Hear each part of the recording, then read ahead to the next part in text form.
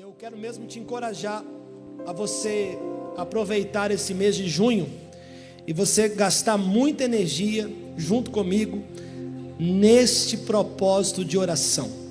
O diabo, ele quer nos parar. Todos os dias nós temos uma batalha travada com o inimigo, e o propósito do inimigo é sempre nos parar. Deus deseja, meus irmãos, que nós tenhamos clareza disso, que nós lutemos com as armas de Deus, com as armas espirituais, com a palavra, com oração, porque olha, tem muita gente que para no meio do caminho. Eu, infelizmente, nessa caminhada pastoral que eu tenho, eu já vi muita gente quebrando a cara feio porque não permanece. Deus falou com ele algo, aí ele começa a ver as circunstâncias e ele abandona.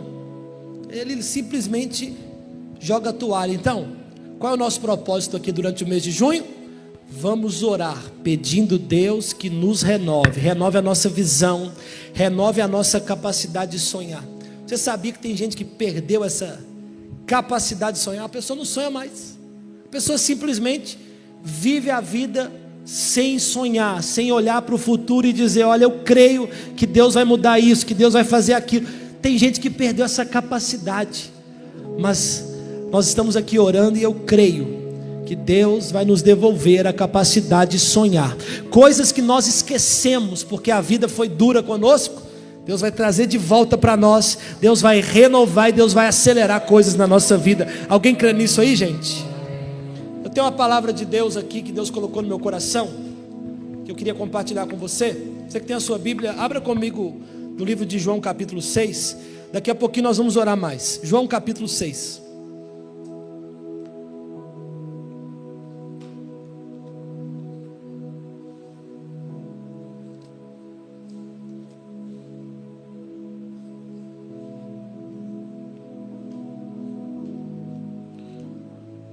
João capítulo 6, versículo de número, vamos ler o 66.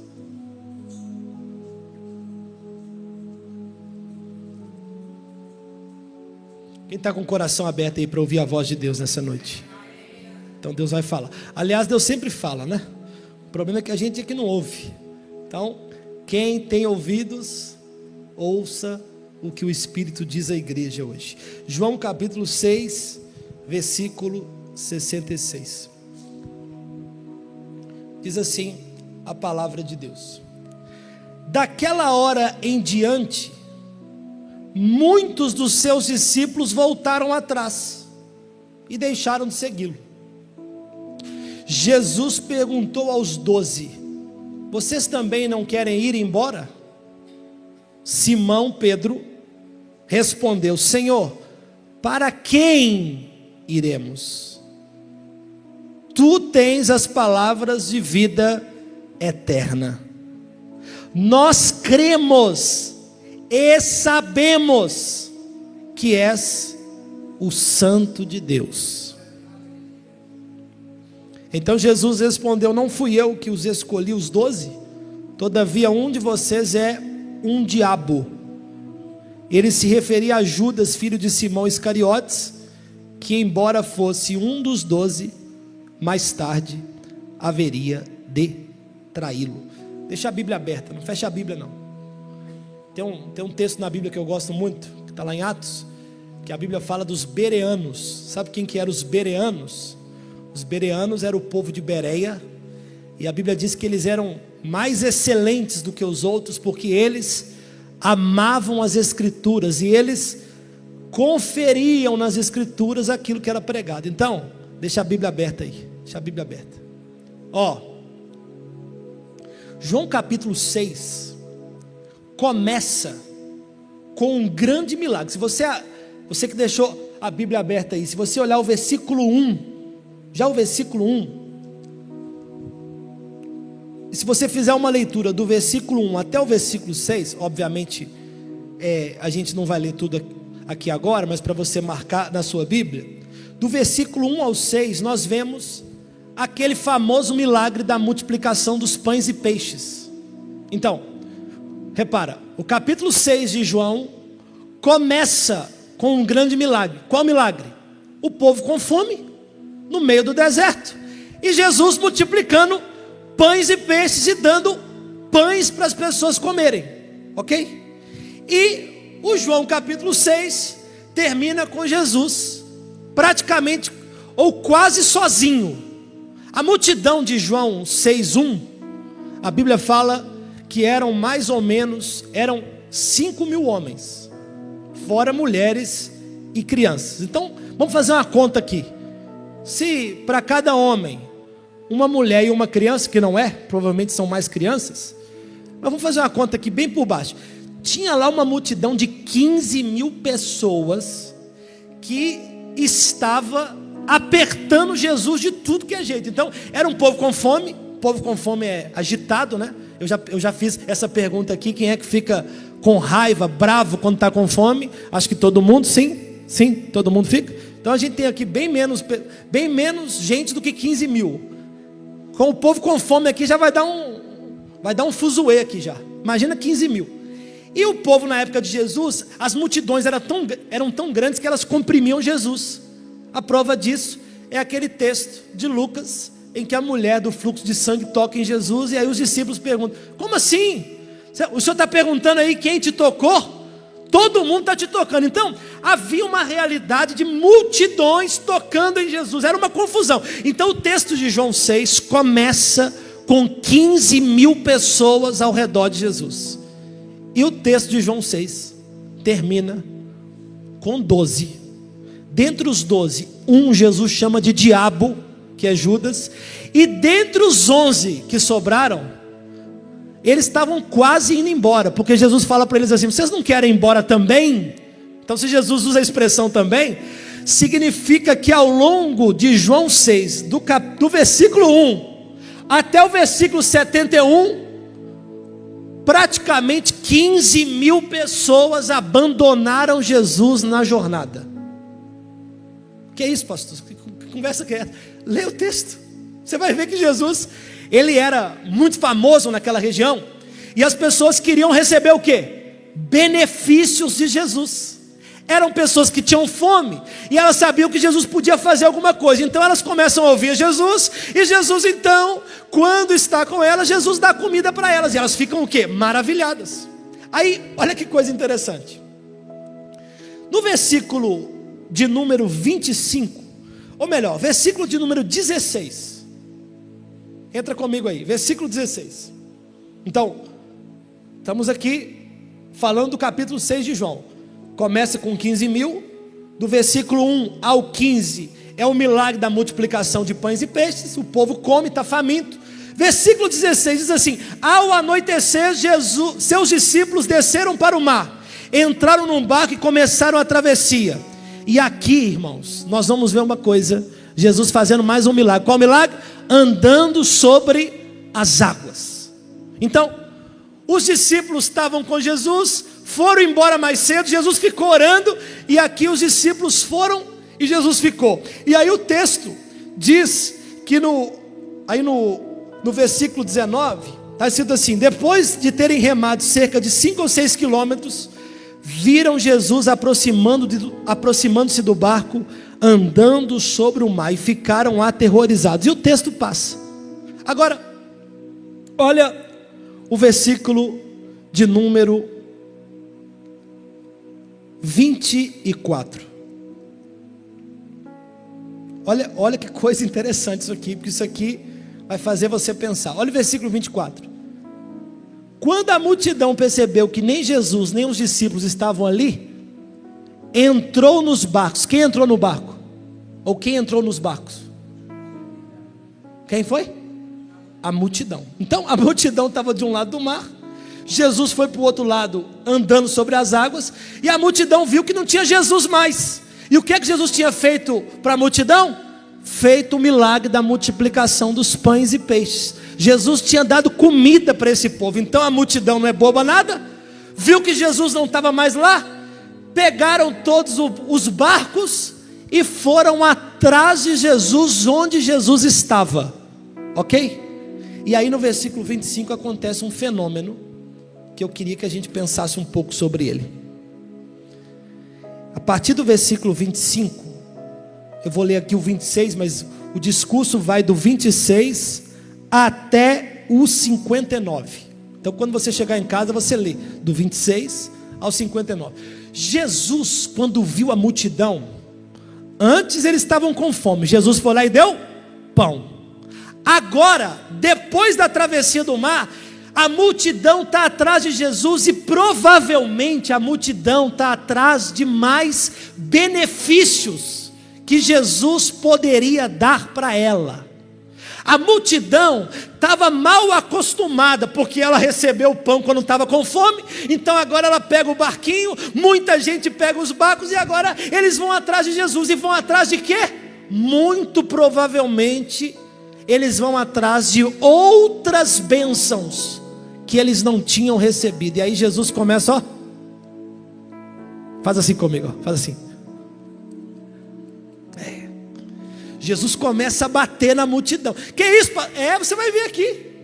Jesus começa a falar umas coisas que são tão pesadas, que no judaísmo a multidão ficou tão assustada, que daqui a pouco a gente vai ver o que é que aconteceu. Então eu preciso desenhar a história para você. Eu preciso que você entre comigo no texto. Esse texto começa com 15 mil pessoas sendo alimentadas por Jesus. No meio do caminho, Jesus anda sobre as águas. A multidão vai atrás de Jesus, mas muito provavelmente essa multidão não estava atrás de Jesus. Muito provavelmente essa multidão estava atrás de benefícios que Jesus poderia dar para ela. Tem alguém comigo aqui? Aí agora pega isso aqui, versículo 26, vamos ler aqui o versículo 26 juntos. Em verdade lhes digo, que vocês estão me procurando, não porque viram os sinais milagrosos, mas porque comeram os pães e ficaram satisfeitos. Só estou dando aqui uma palhinha do discurso de Jesus.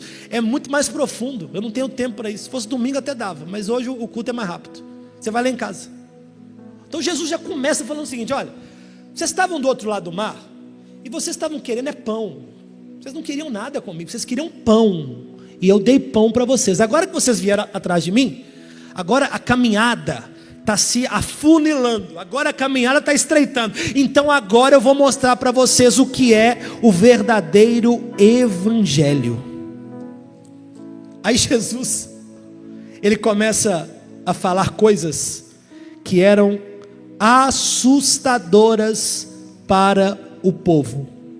E Jesus, eu vou ler aqui apenas um versículo a mais, para a gente entender qual era a mensagem de Jesus. Jesus no versículo 41, ele diz assim: eu sou o pão. Estou lendo já a parte B depois dos dois pontos. Eu sou o pão que desceu do céu. Então, olha aqui, ó. Jesus deu pão para a multidão que estava com fome, para dizer para a multidão que o evangelho não é sobre pão, não é sobre benefícios, mas o evangelho é sobre uma pessoa. Ele está dizendo: eu sou o pão. Vocês estão procurando pães, mas eu digo para vocês: eu sou o pão da vida.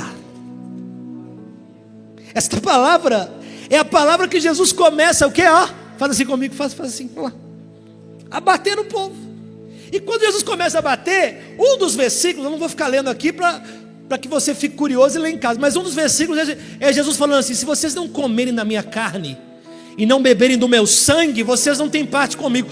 Quando Jesus começa a falar isso, lembra que começou com 15 mil?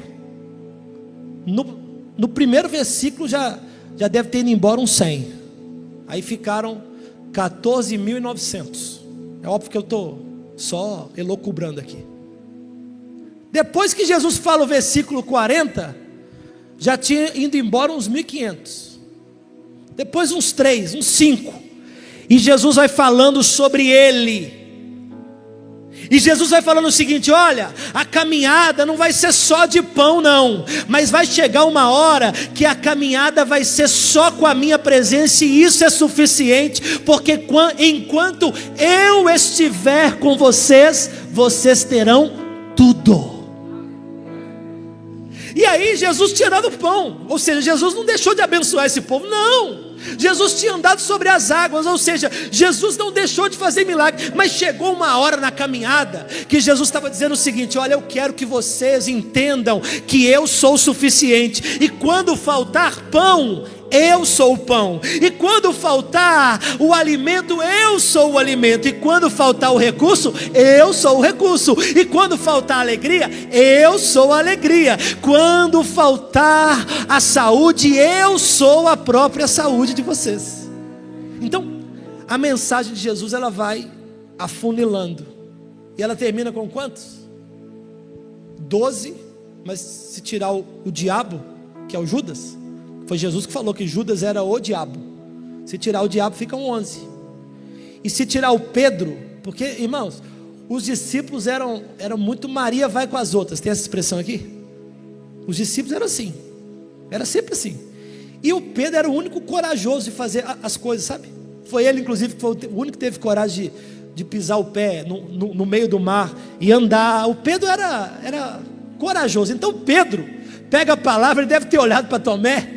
Ele olhou lá para o Bartolomeu, olhou para o Tiago e falou: esses caras, se bobear, eles vão embora também. Então deixa eu aqui falar algo. Aí Pedro então revela algo poderoso. Ele diz não.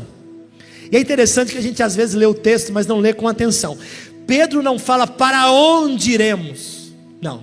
Pedro diz para quem iremos. Porque o evangelho não é um lugar. O evangelho é uma pessoa.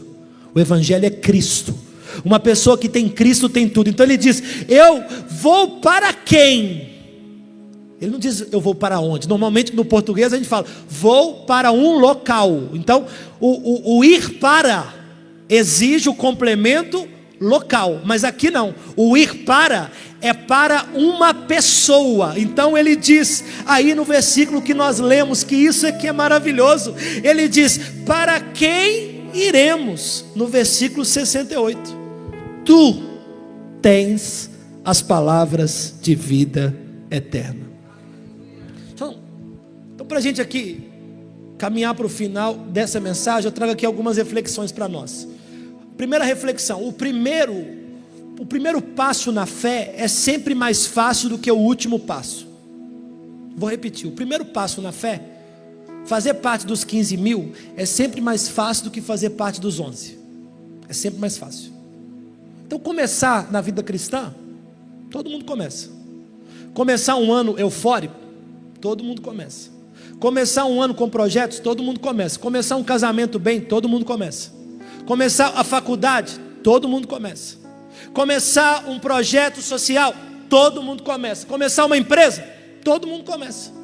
Então fazer parte de 15 mil é muito fácil. O difícil mesmo é a gente continuar quando não houver mais pão. É nessa hora que se separa a multidão dos discípulos. É quando não há mais pão. É quando a gente tenta fazer alguma coisa e as coisas dão errado. É quando a gente está fazendo tudo teoricamente certo e começa a tudo dar errado. Aí é nessa hora que a gente descobre o que Jesus falou aqui em João 6, eu sou o pão da vida. Então, escute isso com atenção, porque isso aqui pode ser um divisor de águas na nossa vida hoje. O começo é sempre fácil, e fazer parte dos 15 mil é muito fácil, mas fazer parte dos 11, quase um, que era Pedro, aí sim é difícil, e é aí que nós descobrimos o verdadeiro evangelho, porque o evangelho não é sobre os benefícios que Jesus nos dá, mas o evangelho é sobre a pessoa de Jesus na nossa vida. Então deixa eu dizer uma coisa para você. Nós estamos no mês de junho. Tem gente que está aqui que está dizendo: ah, pastor, comecei o ano e está tudo indo de mal a pior, parece que as coisas estão piorando. Então é a hora de você permanecer, é a hora de você fazer parte dos 11, porque é nessa hora que Jesus vai se revelar de uma forma que ele não se revelou para a multidão. Olha como é que Jesus, primeiro Jesus fala para a multidão como aqui, ó. Como é que Jesus fez com a multidão? Faz assim comigo, ó, aqui, ó, só lapada. Mas com os discípulos, quando Pedro fala isso, é como se Pedro, ele desmontasse Jesus, né? No sentido figurado. É como se Pedro falasse assim: Jesus, o Senhor é tudo para mim. Então Pedro conquistou Jesus com essa simples palavra. Pedro conquistou o coração de Jesus com essa simples palavra. Pedro disse: Tu, Senhor, é o único que eu posso crer, e é Tu, Senhor, és Tu o Santo Filho de Deus. Então eu não tiro daqui nunca o meu coração. Eu não saio daqui de jeito nenhum, porque o Senhor é tudo que eu preciso. Então isso muda tudo. Então essa é a primeira reflexão. Eu estou por aqui de crente, por aqui no sentido de eu não me espanto mais com um crente que abandona Jesus por qualquer coisa. E o evangelho de hoje é assim. Hoje em dia a gente está na era dos voluntários. A pessoa é voluntária na igreja. O que é um voluntário? Faz o que quer, na hora que quer, e quando não quiser mais, não faz. Voluntário. Eu prefiro ser chamado de servo. A gente está na era dos crentes que é assim: esse louvor foi ruim hoje, não vou mais não. Essa palavra hoje foi muito dura, eu não vou mais. O povo foi indo embora. Aqui fala pegar o beco, né? O povo pegou o beco. Lá em Minas fala cascou fora. O povo cascou fora. Por quê? Porque a palavra de Jesus não era, essa é a segunda reflexão, a palavra de Jesus não era aquilo que eles esperavam de Jesus. Expectativa é um problema, gente. Expectativa é um problema, porque às vezes a gente espera algo que Deus nunca prometeu para nós. Então a gente aprendeu que a gente tem que esperar que a vida cristã é só vitória. Alguém ensinou isso para nós. Então a gente espera só vitória. Quando vem a derrota, a gente abandona Jesus. Por que o povo abandonou Jesus? Porque eles criaram expectativa que era só de pão.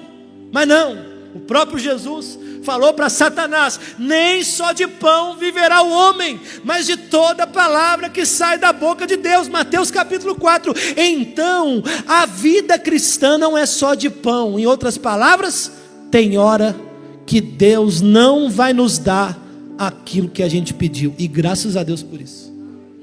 Aliás, se Deus me der tudo que a gente pede, vai dar problema. Imagina se Deus te desse tudo que você pediu para Ele. Você seria a pessoa mais arrogante da face da terra, provavelmente, e eu também. Você seria a pessoa mais fria da face da terra. Você não creria mais em Deus se Deus tivesse dado tudo que você pediu para Ele, e eu também não. Então, a segunda reflexão que eu queria que a gente pensasse é: quando a gente faz esse projeto de vida, a gente não tem que criar expectativa nossa em relação a Deus por nós mesmos, não. A gente tem que falar assim: Deus, eu vou escrever aqui aquilo que o Senhor quer de mim, porque aquilo que o Senhor promete, aí sim o Senhor cumpre. Agora o Senhor não cumpre aquilo que não veio do Senhor.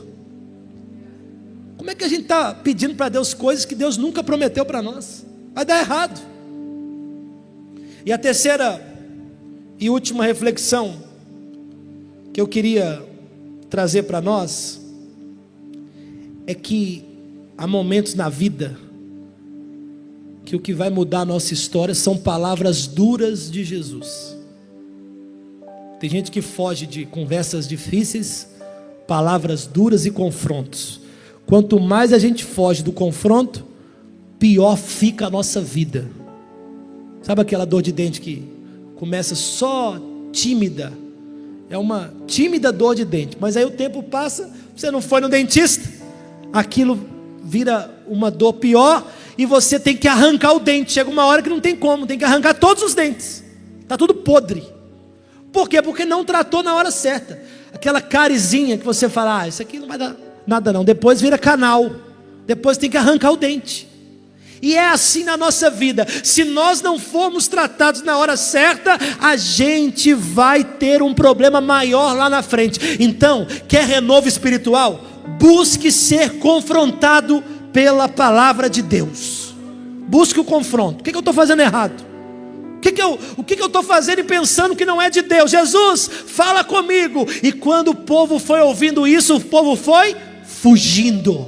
Mas quando Pedro ouviu isso, ele permaneceu ainda mais perto de Jesus, porque palavras de confronto de Jesus são palavras de cura para nós. Então eu termino essa palavra dizendo o seguinte: quanto mais Deus te confrontar, te bater, mais se apaixone por Ele, mais ame a Ele, mais se aproxime dEle, porque aí sim tem grande chance de você e eu chegarmos no lugar que Deus quer de nós. Quem recebe essa palavra, fica de pé no seu lugar.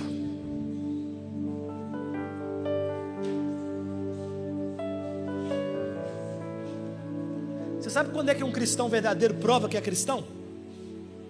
Quando não tem milagre. Que isso, pastor? Eu aprendi que aonde Deus está tem milagre. É verdade, mas um cristão verdadeiro mostra que é discípulo de Jesus quando não tem milagre, porque aí só resta Jesus, aí já não resta mais nada.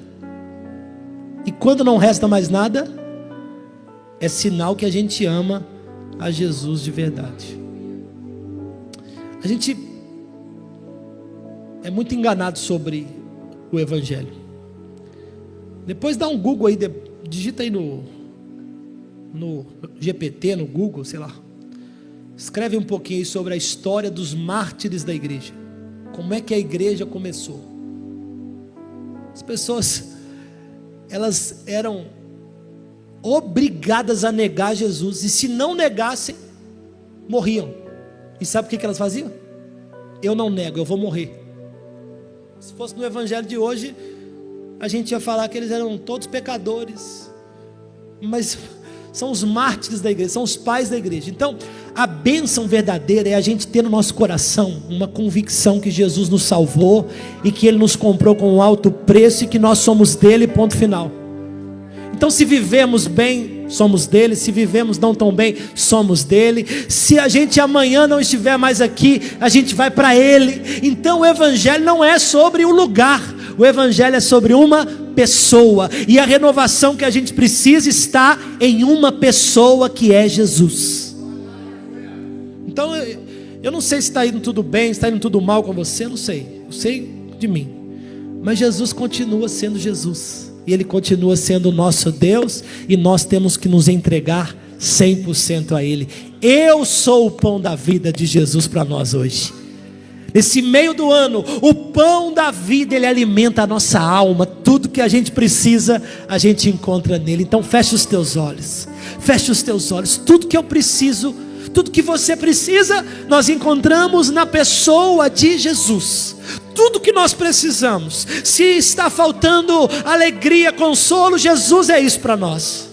Se está faltando saúde, Ele é a saúde. Se está faltando o preenchimento do vazio da nossa alma, Ele pode preencher. Se está faltando paz, Ele é a paz. Se está faltando esperança, Ele é a esperança. Tudo que eu preciso está não em coisas, mas em uma pessoa. E o pão da vida, que é Jesus, Ele está aqui nessa noite. E Ele toca em cada um de nós. Ele toca na nossa vida, na nossa casa. Ele renova a nossa fé. E eu quero que hoje nós façamos juntos a oração de Pedro. Você e eu agora nós vamos dizer: Senhor, só Tu tens as palavras de vida eterna. Diga isso para Jesus nessa noite: eu não te abandono por nada, porque o Senhor tem as palavras de vida eterna. Jesus perguntou naquele dia: onde estão os outros? Onde está a multidão? Todos tinham ido embora, mas aqueles 11 permaneceram. E nessa noite eu declaro sobre a minha e sua vida: nós somos dos que permanecem. Nós somos aqueles que permanecemos. Oh Deus, em nome de Jesus, nós oramos agora declarando a Ti que só, Senhor, o Senhor tem as palavras de vida eterna. Nós não te abandonamos, nós não te largamos por nada. Oh Deus, a tua presença vale mais do que qualquer coisa. Oh Deus, que a tua presença seja ministrada, que a tua presença seja, meu Pai, Deus, observada em nosso meio, percebida por todos nós, e que o Senhor, meu Pai, oh Deus, que o Senhor seja suficiente nesta causa que o meu irmão está enfrentando, que o Senhor seja suficiente, que o Senhor seja mais que suficiente em nosso coração. Oh Deus, quando entregamos a nossa vida ao Senhor, não fizemos isso da boca para fora, não. Quando entregamos a nossa vida ao Senhor, fizemos isso porque cremos que só o Senhor tem as palavras de vida eterna para nós. Oh, então Senhor, receba a nossa oração, receba a nossa oração, Senhor, receba o nosso clamor nessa noite, e permaneça presente, Espírito Santo. Permaneça presente, Espírito Santo, em nossa vida. Meu coração eu entreguei a ti, e percebi que és tudo que procurei. Por isso estou aqui, eu vim correndo te encontrar, pois tenho algo a lhe dizer. Você precisa saber o que diz meu coração. Eu vim correndo te encontrar, pois tenho algo a te dizer. Você precisa saber o que diz meu coração. Aleluia, declare isso, Jesus. Jesus.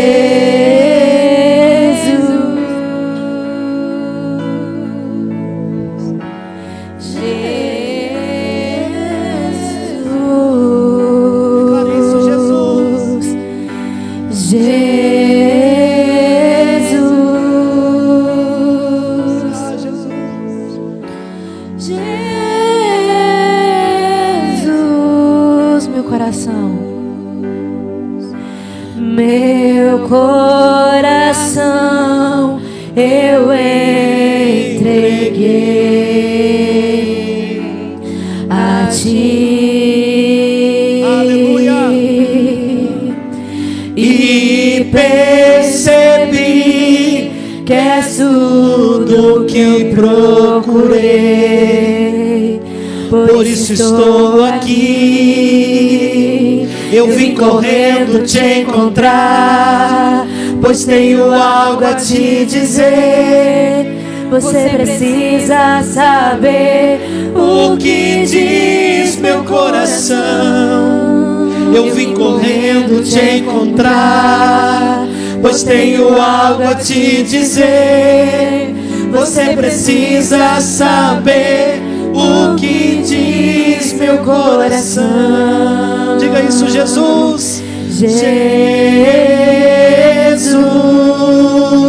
Diga isso para Ele, Jesus. Jesus.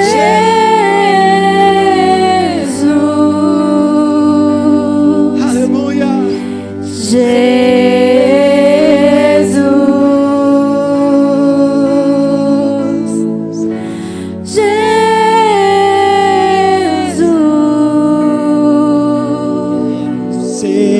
A canção que te faça sorrir. Uma canção que te faça cantar, olhando pra mim e dizendo assim: filho meu, eu te amo. A última vez, quero ser a canção que te faça sorrir. Uma canção que te faça cantar, olhando pra mim e dizendo assim: filho meu, eu te amo. Amém, Senhor. Que a tua presença seja suficiente em nossas vidas e que todos saiamos daqui hoje, meu Pai, cheios de ti, em nome de Jesus. E quem crê, diga.